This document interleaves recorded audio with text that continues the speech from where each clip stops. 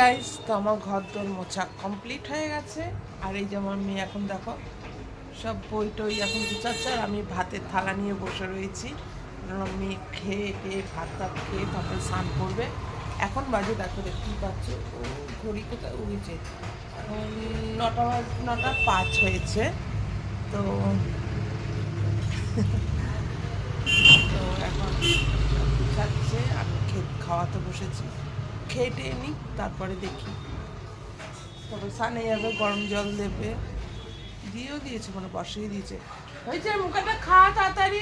কি ও না কাজ করো আর মুখেরটা খাও, মুখেরটা কিছুতেই খেতে চায় না, মুখের মধ্যে ভরে রেখে দেবে, মানে একটা ছোটোবেলাকার অভ্যেস। মুখের মধ্যে ভরে রেখে দেয়। আর এখনও পর্যন্ত কারেন্ট আসেনি, সকাল 7টার সময় কারেন্ট গেছে, এখনও হয় মানে আসেনি। আর আমি এদিকে ঘর দর মুছে পুরো কমপ্লিট, মা খাটটা গুছিয়ে দিল, সব এদিকে করে দিল, আমি ঘর দর মুছে উঠেছি।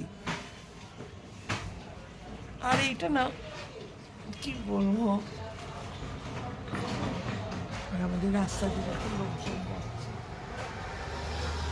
রাস্তার উপরে বাড়ি থাকলেই যা হয়, বেশ ভালো লাগে দেখতে, এটাই যা। আর ঠান্ডাও লেগেছিল, বলছে না আমার শরীরটা এখনো পর্যন্ত খারাপ, অসুস্থ হয়েছে, মুখেরটা এখনো হয়নি, বলো। তো চলো আর বক বক না করে, হয়েছে তো, গুছানো হয়ে গেছে, সব হয়েছে। এবং জলটা নিয়ে আয়, তো জলটা নিয়ে এসে বস।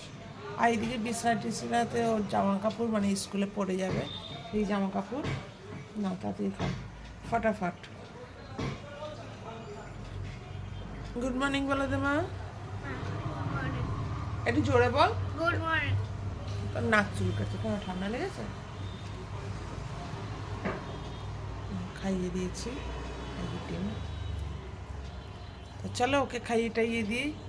তা তোমরা সবাই ভিডিওর সাথে দেখো, আর ভিডিওটা ভালো লাগলে অবশ্য করে সাবস্ক্রাইব করে দিও, লাইক করো, কমেন্টস করো, এইটুকুই চাই। টাটা।